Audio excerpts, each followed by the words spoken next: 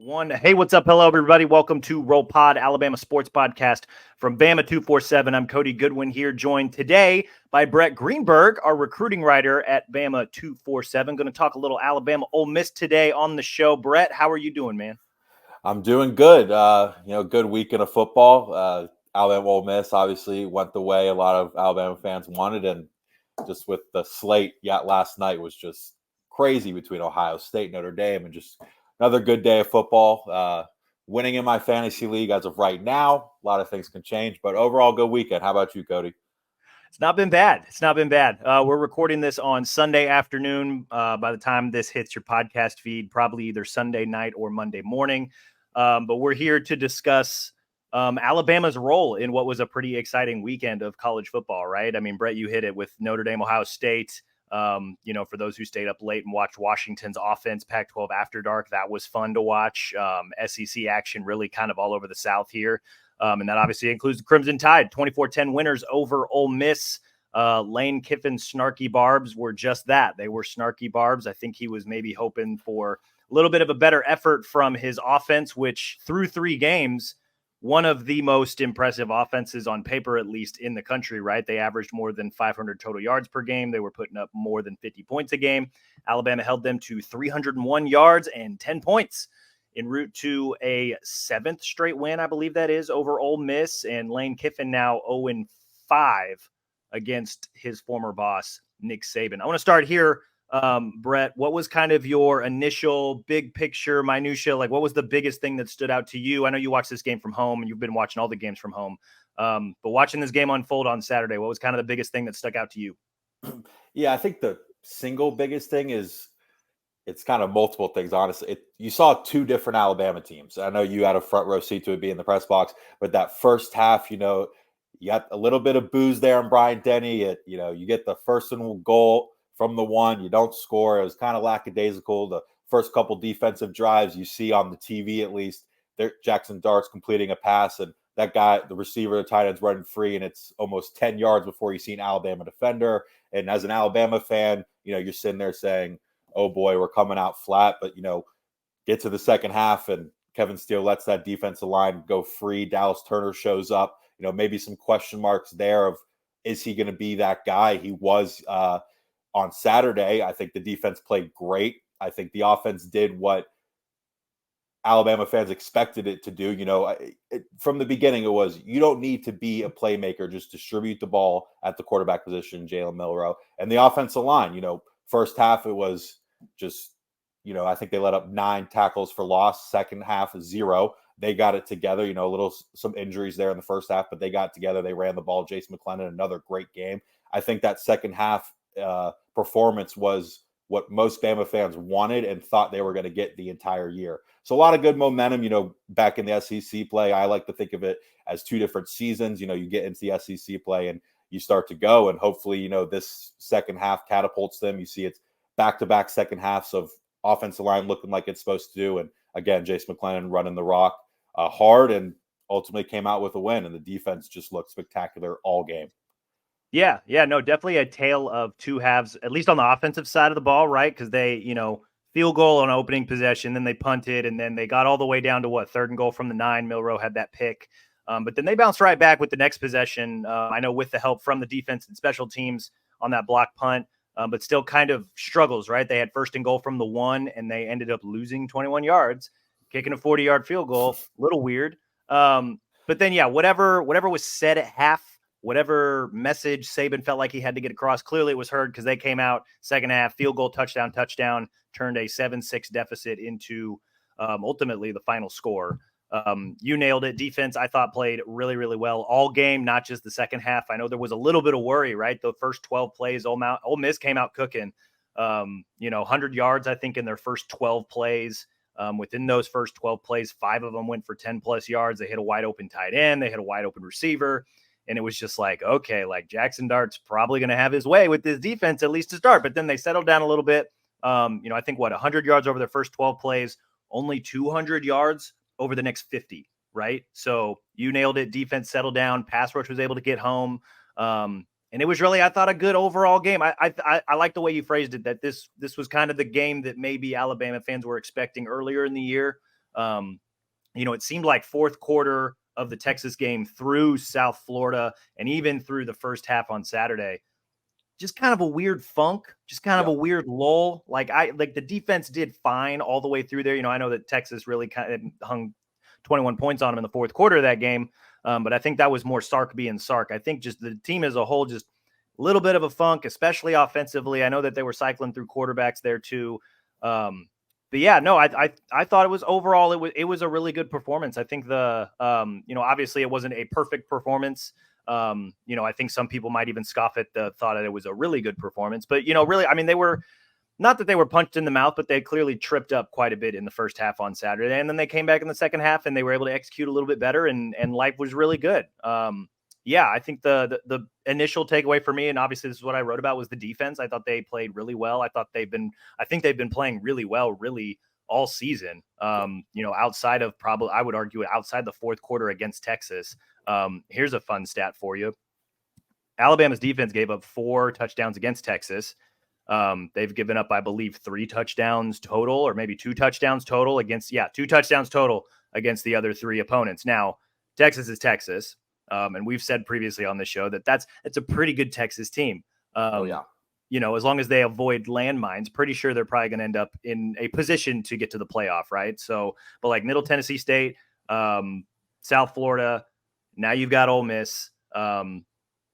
It was good. It was good. And I you can see on the field that I think, the defense is probably going to be there week in and week out. There's other tests coming down the pike with, A&M, top 5 offense in the SEC, LSU, top 5 offense in the SEC, Tennessee still coming too. So there are more tests to be had, but this I thought was another test against this Ole Miss offense. And they passed. I thought they passed with flying colors. The defense, we could talk about the offense a little bit more, but the defense, I thought the performance from them, even after getting punched in the mouth early, I thought they settled in and played a really, really good game. Yeah, absolutely. I was looking at it. I think my numbers are right. I think it's over the last 8 quarters. So 2 games that USF and Ole Miss game have gave up 13 total points, I believe is right. And that's 2 field goals and a touchdown.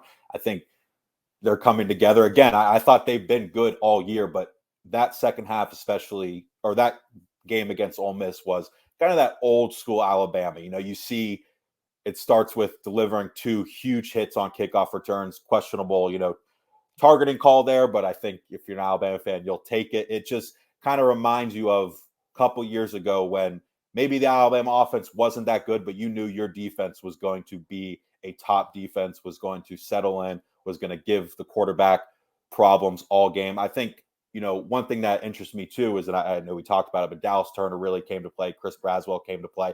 But interesting, Alabama, I think, is searching for that interior defensive guy. I think they still are. They have for, a couple years to get that pressure. Tim Keenan, I thought was great all game. He flashed at some points. And then I tweeted about it during the game, but Terrion Arnold, as a defense, is getting talked about, but I don't know if he's getting talked about enough, how great he has been this entire year. He's been making plays all over. Been kind of locked down, and to have Kool-Aid McKinstry on one side where most quarterbacks and most offense coordinators aren't looking to him, to have Terrion Arnold playing the way he is a huge plus. I think that injury to Deontay Lawson is a big deal. He's the kind of the quarterback of that defense, but it gives some other guys like Jahad Campbell, who played great, some more experience. So overall, I think, again, the defense, I think, has been a bright spot, and it truly was. And that was some old school Alabama football, and a lot of fans are happy with that. Yeah, a lot of bully ball in the second half. Defensively, I thought they, a lot of bully ball really after Ole Miss's first 2 drives. I thought they kind of settled in after that. And, you can kind of read the stats, right? First 2 drives, Ole Miss, I know they punted and then they scored a touchdown, but that was the 100 yards on the first 12 plays. The next 3 drives after that, right? 3-and-out punt, 3-and-out punt, 3-and-out punt, right? Like, I don't remember the last time a Lane Kiffin coached team went 3-and-out punt 3 consecutive drives. And, Alabama made it look pretty seamless when they did that, right? And they got a little bit of help too, right? Ole Miss was able to charge downfield near the end of the first half and ended up missing a field goal. That was pretty big.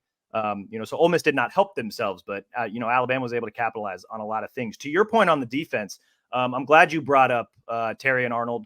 When you got a guy like Kool-Aid McKinstry on the other side of the field, you're going to get a lot of action as the other cornerback. That's just kind of the way it goes. And I agree. Like, I think the last few weeks, especially, and Saturday specifically, Terry Arnold has been playing very, very well. Led the team in tackles. It's not always a good thing if your cornerback leads the team in tackles, but like Ole Miss was trying to do a lot of, they started the game and you could see them still trying to do it midway through the game, a lot of end around stuff, and teams do that, right, to keep the edge defenders guessing a little bit, right, to give them that split second of extra thought, right, because edge defenders, at Alabama, we love seeing the pass rushers, right? But like that end around, like they're also responsible for setting the edge. So teams run that end around to like make them think for an extra split second. So a guy like Jackson Dart can have an extra split second to distribute the ball.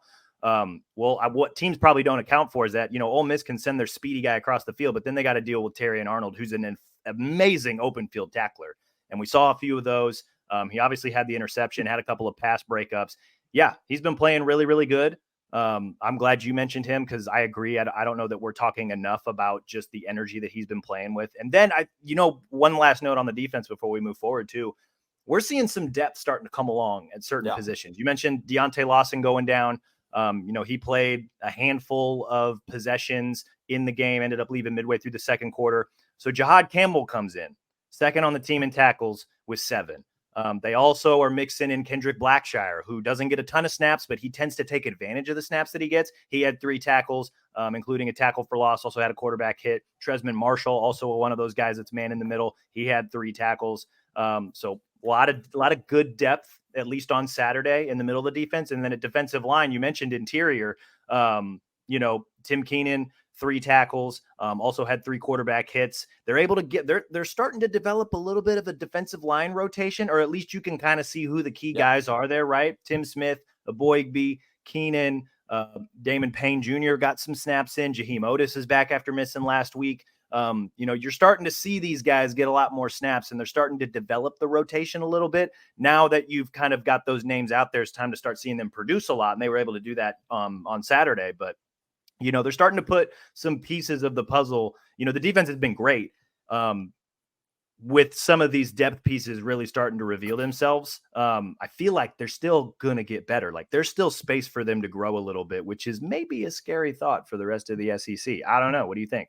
Yeah, I think, spot on. And, I mentioned Terry Arnold. I also want to mention Malachi Moore. I think he's been playing great. When he first came in as a freshman, sophomore, he was a very, very good player. Maybe the last year or two didn't play as much, but he's been very good. He's just extreme quickness, sideline to sideline. They run those jet sweeps, try to get to the corner. He's always there making a play. And I think, a guy that we've talked about ad nauseum is Caleb Downs. He's just getting more and more comfortable. Obviously got thumped pretty hard in the USF game, maybe welcome to college football moment. Maybe that was versus Texas, but he's continuing to get better. I think the secondary continues to get better. And again, I think they're molding together. I think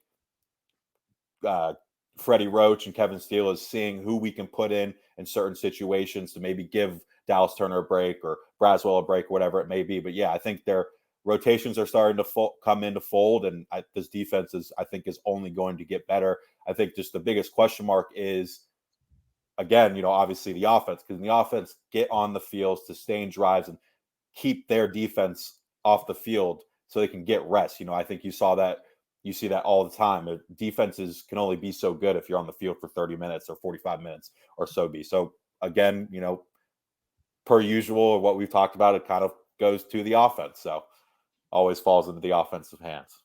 A little bit, yeah.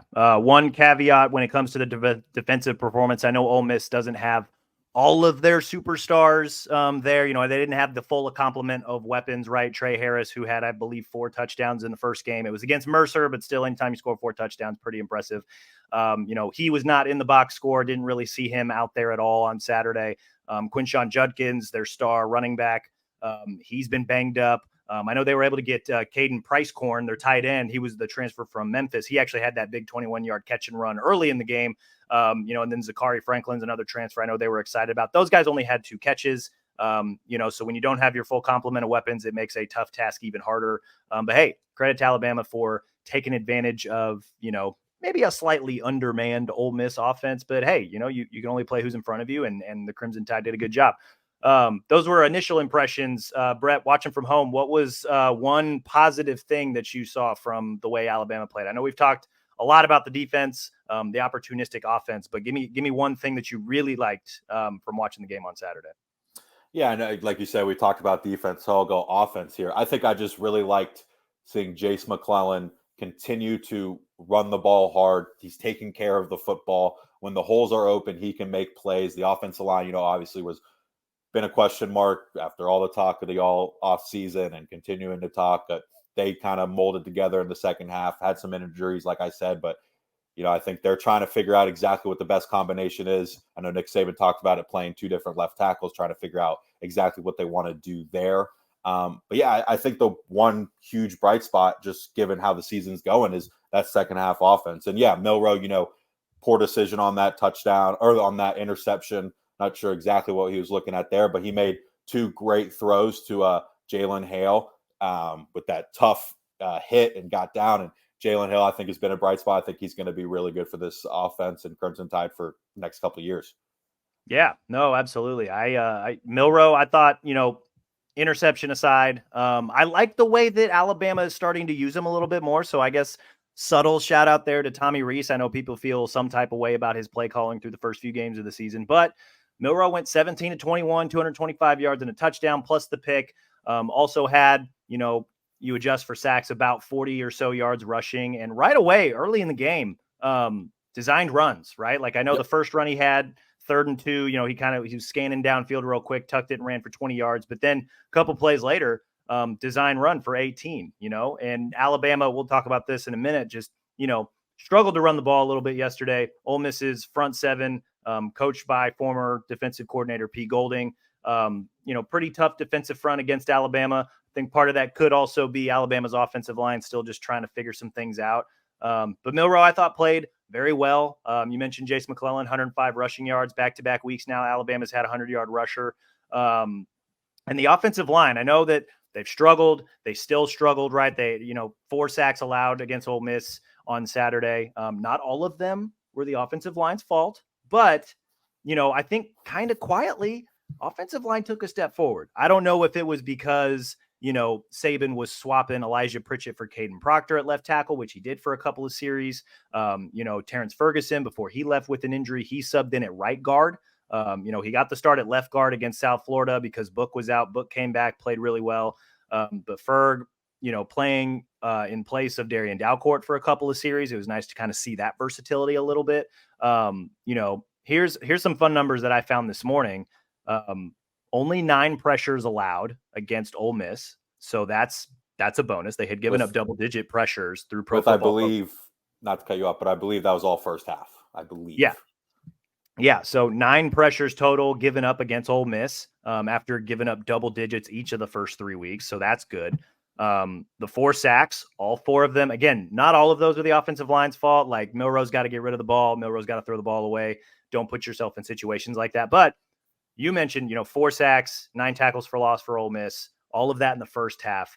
None of that in the second half. No sacks allowed. They played well. They were able to run the ball really well in the second half, not so much the first half. But like offensive line, I thought there was a good step taken there. Like I thought it was good. They're not where they need to be. They're not where they talked about being. They're not even close. But it was better than what it's been the last few weeks. And you wonder now that they get into SEC play, if they can settle into a groove a little bit and maybe take some steps forward, because that's, and I've said this on previous shows here before, the offensive line is going to raise the floor of the offense. I think having Milroe back there, a complement of weapons, like there's a pretty good size ceiling there with Milroe's running ability. He's obviously shown he's got a strong arm. The way they use the tight ends, the way the running backs play, and just the depth that they've got there and at receiver. There's a lot of really good pieces here. None of it will matter if the offensive line doesn't block. In the second half on Saturday, they blocked very well, and it showed, right? 3 consecutive scoring drives. They were able to they were able to right the ship and figure it out against an Ole Miss defense they're going to face tougher defenses, but that Ole Miss defense it's a Pete Golding defense. They put pressure on you. They try to get you on your heels. They try to come at you and attack you. And Alabama handled it fairly well in the second half, I thought. And I think that starts with the offensive line, which is why we were able to see all the good things that we saw. Yeah, you hit on it there. You have the 4 sacks, maybe not all the offensive line fault. I think, like you said, design runs early in the game. I think you've seen maturation from Jalen Milroe as far as when, he had a couple when the pocket breaks down, maybe he needs to throw the ball away. I know he took a couple runs just out of bounds, -2 yards, but I think a couple times too, which you didn't see versus Texas, when the pocket break down, he was still looking downfield like, no, man, use your legs. You're a running quarterback. Yes, you can throw the ball downfield. We saw it with Burton. We saw it with Hale. We've seen it a couple times this year. But when that pocket breaks down, you got open space like he did in the first quarter. Go run the ball, man. Go run the ball. Take care of the ball. And I think we're seeing that more and more. And I think you're seeing him mature. I know it's a small sample size. He still hasn't played a large amount of football, quite frankly. But I think he's getting smarter and smarter and knowing his athletic ability, because when he can tuck it and run and it's open, it's almost a first down, 15-yard, 20-yard gain, pretty much automatic. Yeah. Yeah. Just kind of, set the internal clock in your head so that when you feel that pressure or when, 1, 2, 3, now's the time to probably go and look for a running lane. And that, like you mentioned, that's something that's probably going to come with more experience. Which now that he's gaining more of, I agree with you. I think you can see the confidence a little bit. You can see him start to play with a little bit more flair. And I believe that that's going to be a good thing that's going to serve Alabama moving forward. I think one of the good things that I saw, one really positive thing that I saw, and I know we just got done raving about the defense, but like I really appreciated like small incremental growth from the defense. And so here's what I mean by that. Against South Florida, they won 17-3, whatever. South Florida's quarterback, Byron Brown, he was able to escape the pocket from time to time. And I think when you adjust for sacks, he had over 100 rushing yards. Like if they're able to find a way to contain him in the pocket, I'm not sure that South Florida actually sniffs 100 total yards of offense. But because he's able to break out of the pocket, he had some pretty big runs. That was something that Saban talked about that was frustrated after that game. That was something that the D lineman talked about. Like, we got to be a little bit more gap sound. We got to find a way to contain quarterbacks who can be mobile like that. So then here comes Ole Miss and Jackson Dart, the week before, like he's a fantastic passer, right? He came into Saturday number 6 nationally in quarterback rating, 7 touchdowns to 1 pick. Like he's a great player. The one thing that maybe worried me a little bit was that against Georgia Tech, again, not a great defense, but he rushed for 100 yards. Like he was kind of the offense. The Ole Miss offense flowed through him that game, regardless of what other weapons were on the field. So I'm thinking, okay, how are they going to handle him? Here's how they handled him, right? Like he rushed for, when you adjust for sacks, like I don't know that he rushed for hardly anything, right? Without adjusting for sacks, 6 total yards. When you adjust for sacks, he rushed for less than 40. On top of that, 20 for 35 passing, 244 and a pick. After that 10-yard touchdown run at the end of their second drive, he didn't do anything. That was, so that to me is like, one, not only is this defense good, but 2, they can very quickly learn from their mistakes, right? And they even said one of the keys to this game was kind of keeping him in the pocket, trusting the secondary behind him, and basically like beat us with your arm. We're not going to let you beat us with their legs. And there were a couple times where he got out of the pocket and ran a little bit, or the touchdown run was wonderfully executed. Like he just, the Red Sea opened up and he just walked into the end zone. But by and large, if he's escaping the pocket, he's getting chased by 2 dudes and the secondary's doing their job on the back end. There was a lot of pressures, I thought, in the first half, and even early in the second half where, coverage pressures, coverage sacks. The secondary did their job blanketing the receivers, and the pass rush was able to get home. And then you mentioned it, Kevin Steele kind of going back to that old school bully ball, dialing up blitzes in the second half when they're getting in the second and third and long to just put that pressure on them, continually. But I just thought like the lessons that they learned from, a South Florida team that's, again, not a great South Florida team. They're knee deep in a rebuild, but that quarterback showed a few things that it's like, okay, are these things that we have to worry about moving forward? Alabama's defense showed like, no, we can learn from our lessons. We can learn from them on a week-to-week basis. And that's a good thing moving forward, because that Jackson Dart's not the last mobile quarterback who can also throw the ball really well that they're going to see this season. So that's, a lesson that they can lean on when they get ready for, say, I don't know, Tennessee and LSU, right? With Joe Milton and Jaden Daniels. Like that's immediately what's going through my head. Because if you can't handle Jackson Dart doing that, those guys are going to give you all kinds of problems. So I thought it was really good for the defensive front 7 to really kind of take care of that business and show that they can learn from week to week. Yeah, absolutely. I think historically, in the Nick Saban era, anytime a team is going to give him trouble or give him a loss, it's typically a running quarterback. And, Nick Saban talked about it at halftime when Dart, the Red Sea split, like you said, and he just went in. He he definitely had some words to say in the He's locker room frustrated. halftime.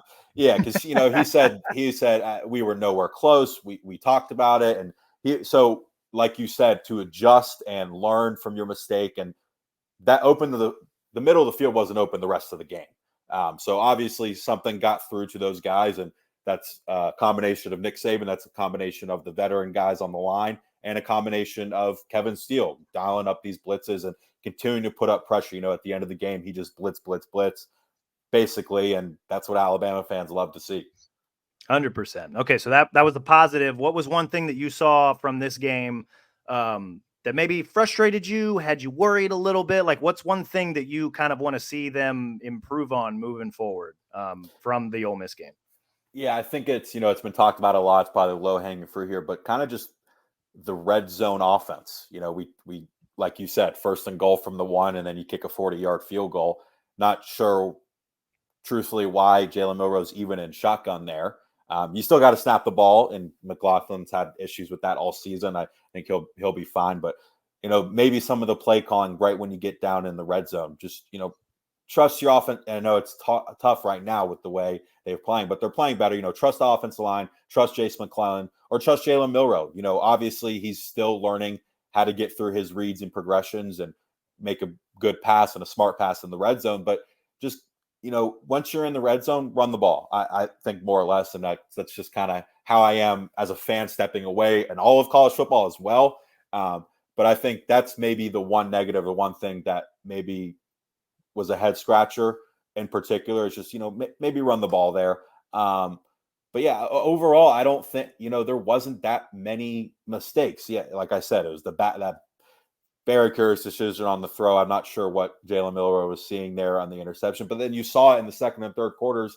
He went from right to left, scanned the field, or left to right multiple times and hit, Roydale Williams or Jace McClellan in the flat. So you're seeing that maturation. Jermaine Burton, I think, has been great all season for Alabama. He came in last year, a lot of expectations coming from Georgia. Maybe didn't fit that or rise to expectations Alabama fans last year, but he's been a downhill threat. That ball he caught, I thought, was just so impressive. Another great throw by Milroe, but for Burton to find the ball, turn his body, catch the ball, it was just great. Jalen Hale, former 5-star, has been great. I think he's going to be very good. And what I saw too, and I'm didn't exactly look this up, but CJ Dupree, I think that was probably maybe his first reception of the year. Getting him involved. Robbie Oots catching balls downfield. I think Tommy Rees is getting more comfortable in this offense as well, because we talked about it and people have talked about it. When you come to Alabama, you don't bring your offense, you adjust to Nick Saban's offense. I know Nick Saban's a defensive guy, but I think just like Jalen Milroe needs to get more experience and continue to mature, I think Tommy Rees does too. He's learning every game what they need to do to be successful, and he's seen that in the last 2 second halves of the games, and maybe he's getting a little cute with running shotgun on first and goal on the 1 yard line. But I think he's learning. I think the offenses continue to improve, and it's just all about putting Jalen Milroe in positions to succeed. Yeah, no, 100%. I agree with you there. To your point on, red zone offense, they score. So they, 5 trips to the red zone, scored 4 times. The fifth one was the pick. But 4 of those were 3 of the 4 scores were field goals, right? Like, so that's not what you want, especially when one of them is like, first and goal from the 1. And a lot of us in the press box were kind of chuckling because, later in the game when they had that 3rd and short, first and 10 issue, they just ran a QB sneak and gained 2 yards. And it's like, wow, what a novel concept, right? Like, you got first and goal on the 1, man. Like, you got a 225-pound quarterback who, is very clearly emphasizing protecting the ball. Like, load up behind the big uglies and just push through, right? Like, that's just put those 2 tight end set in that you always run right behind them. Right. Yeah. Like, you don't need to be in shotgun on first and goal from the 1. Like, you don't. Would I have liked to see that play out normally without a bad snap, just to kind of see what they got? Yes, absolutely. But don't make it complicated. Yep. I agree with you there.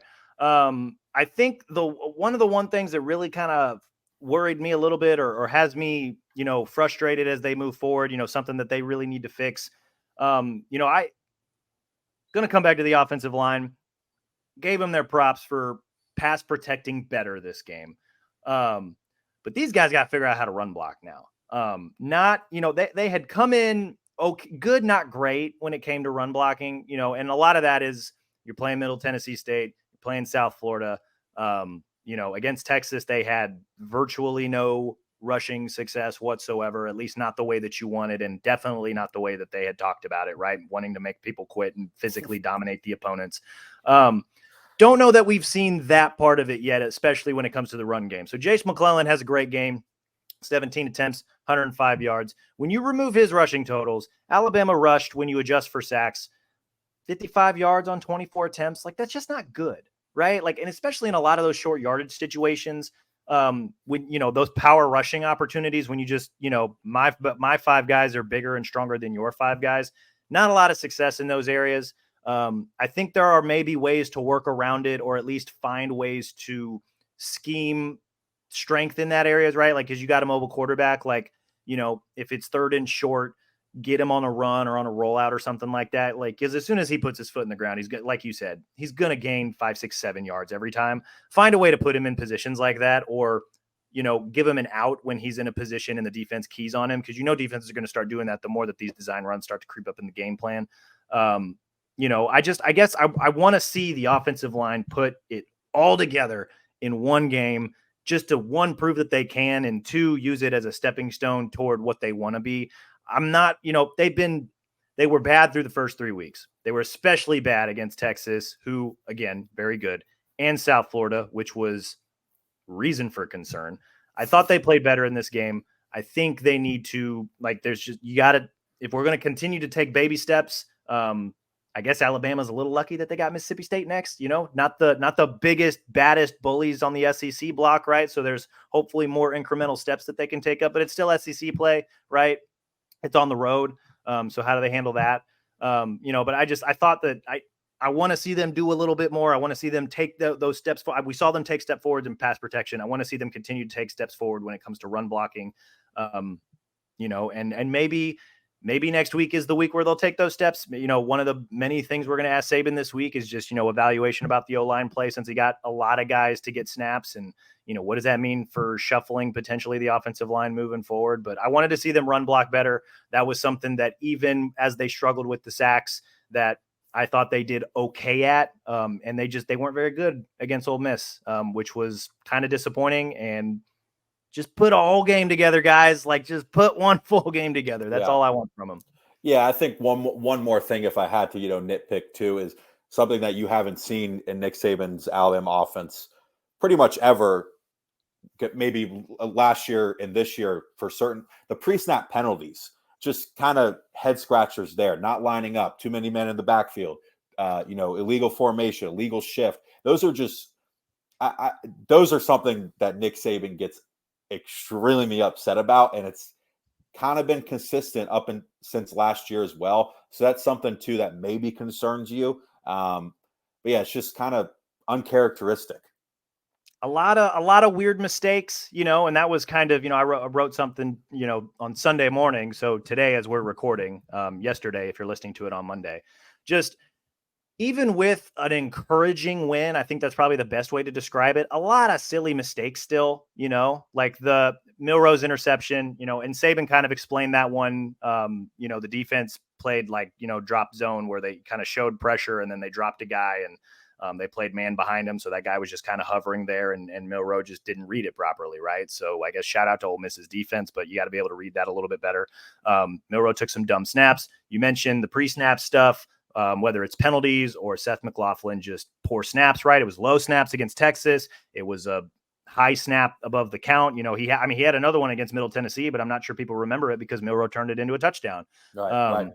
Just like goofy things like that. Like even Will Reichard, who's, he's been perfect, quite literally 7 for 7 on field goals. He sent 2 kickoffs out of bounds. Like, what are you doing, man? Just a lot of little things, right? And then the whole gaff that, third and short, oh no, wait, 1st and 10 situation, like just little things, even in a feel good, encouraging win that, you want to see them iron that out because, it was a great performance against Ole Miss. I don't know if they continue to make mistakes like that against better teams. they may not be able to get away with it, right? So like that's, again, I feel like we say this on every show, but like when you're Alabama and your standard is competing for national championships, these little things matter. So we're going to bring them up every single time. Oh yeah, absolutely. It's just that stuff just didn't happen up until last year. It just simply didn't happen. So I think Alabama fans are just not prone to that, and that infuriates them. And trust me, it infuriates Nick Saban even more it does than you. Yeah. Wanted to ask you, obviously you cover recruiting for us at Bama 247. You always have a very thorough and in-depth running list of all the recruits that are, in Tuscaloosa for home games. You keep tabs with a lot of guys, as Alabama navigates their season. I'm curious, I know you're still reaching out to some guys, hoping to hear back from a few more. And you'll get stories on them just about their visits and whatnot. But what are kind of the early returns? What are you hearing from some of the recruits after, Alabama was able to bounce back the way they did and beat Ole Miss? Either those who were watching or maybe even those who were at Bryant-Denny Stadium. Yeah, and you talk about the in-depth breakdown. I want to preface with this. I talked about it in the story as well. It wasn't as nearly as a star-studded group as it was versus Texas. So I know some people saw the list and why aren't we having anybody? There's going to be a star-studded group for Tennessee and LSU. I wouldn't worry about that. Some of these kids already came to Texas and then they're going somewhere else. But yeah, I reached out to a bunch of commits and recruits, and they were very encouraged. I know most of those guys were in the stadium, but most watched from home and to have the same view I had. Very encouraging. A lot of them, getting back to Alabama football. O-line looks good. This is all, second half, of course, but, defense looks good, but Alabama, they had Julian Sayin in town for his official visit. He's going to be, everybody talks about him now like he's won the Heisman. I don't like to put any expectations on a kid like that, but he was in no town pressure, kid. He was in town for his official visit. Caleb Odom returned. Peyton Woodyard came.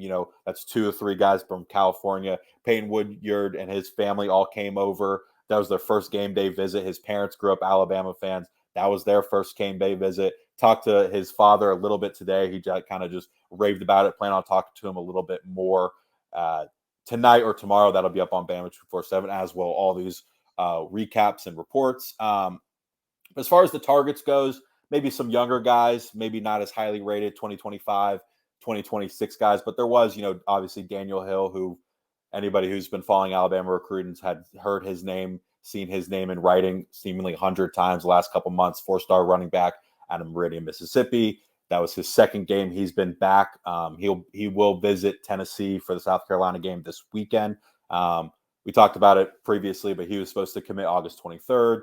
Many people in the industry thought that, that was South Carolina, but the delay has boded well for Alabama. His father's talked with 247 multiple times. It's close to home. They love Alabama. They've been there probably 15 times since the beginning of summer. They can be tour guides for upcoming freshmen these days. I mean, they absolutely love it. Another big guy is 2025 5-star offensive lineman was Micah DeBose, who's a UGA commit.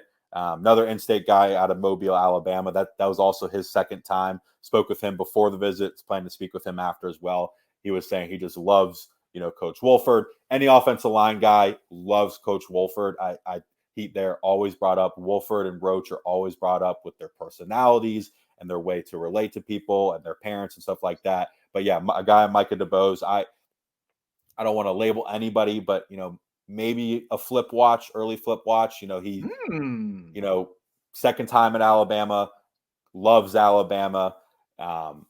Talking to his coach, he kind of feels the same way. Hasn't been back to Athens since his commitment.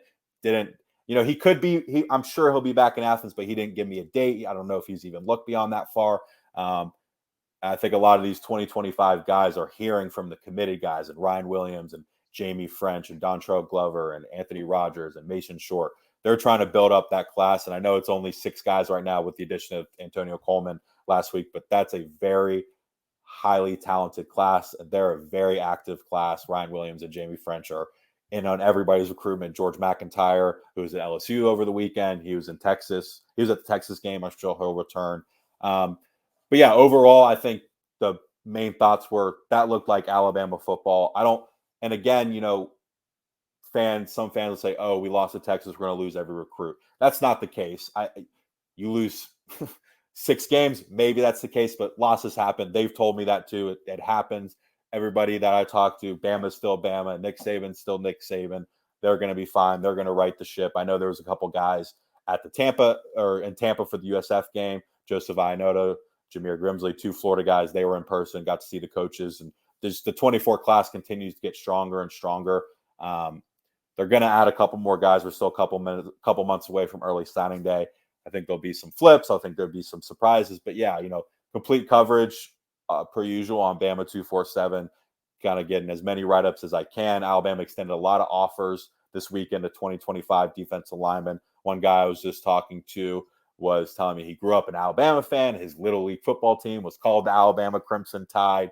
And growing up an Alabama fan, watching Alabama, and then sitting across from Nick Saban getting an offer, it's a pretty emotional afternoon for you, and especially with him being his first ever visit.